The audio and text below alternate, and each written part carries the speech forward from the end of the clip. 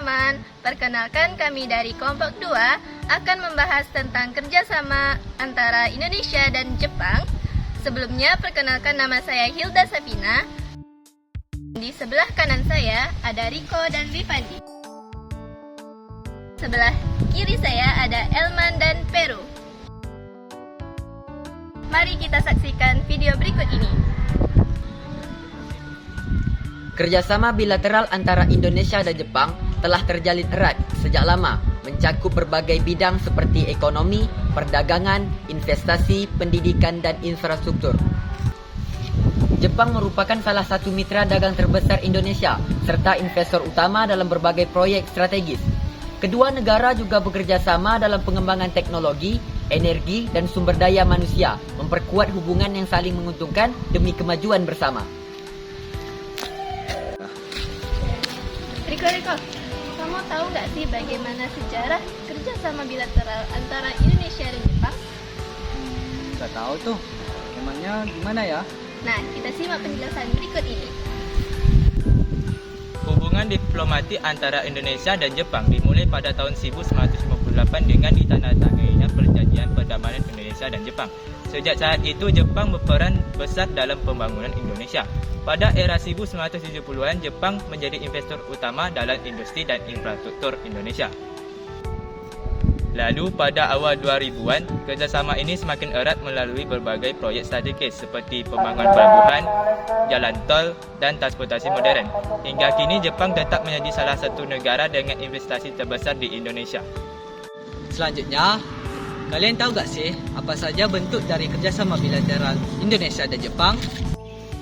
Kerjasama antara Indonesia dan Jepang mencangkup berbagai bidang, di antaranya yang pertama, ekonomi. Jepang adalah investor terbesar di sektor industri, manufaktur, dan infrastruktur.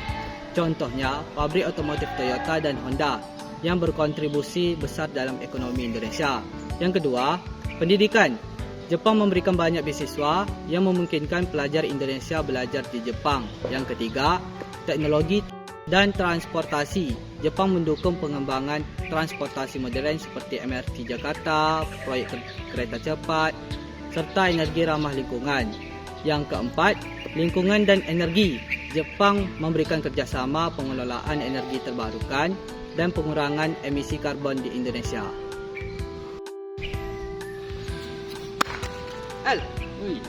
El tahu gak apa dampak positif dan negatif dari kerjasama bilateral Indonesia dan Jepang? Tak tahu tuh, emangnya apa? Yuk kita simak yuk.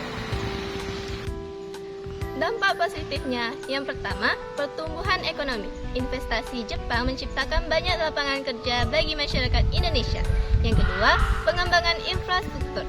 Proyek-proyek Jepang membantu modernisasi kota-kota di Indonesia. Yang ketiga, transfer teknologi. Indonesia mendapat akses teknologi canggih dari Jepang, terutama di sektor otomotif dan transportasi.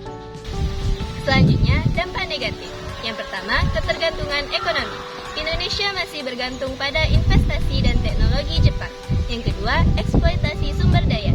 Beberapa proyek Jepang di Indonesia dapat berdampak pada lingkungan dan eksploitasi sumber daya alam. Yang ketiga, persaingan dengan produk lokal. Produk Jepang yang masuk ke Indonesia bisa mengurangi daya saing industri dalam negeri. Kerjasama antara Indonesia dan Jepang sangat penting dalam berbagai bidang. Jepang memberikan banyak manfaat bagi Indonesia, terutama dalam segi ekonomi, pendidikan, dan teknologi. Namun, Indonesia juga harus meningkatkan kemampuan sendiri agar tidak terlalu bergantung pada negara lain. Dengan kerjasama yang saling menguntungkan, diharapkan hubungan kedua negara ini semakin kuat di masa depan. Seperti kata pepatah Jepang, keberhasilan datang dari kerjasama dan ketekunan. Semoga hubungan Indonesia-Jepang terus berkembang demi masa depan yang lebih baik. Sampai jumpa di video berikutnya. Dadah!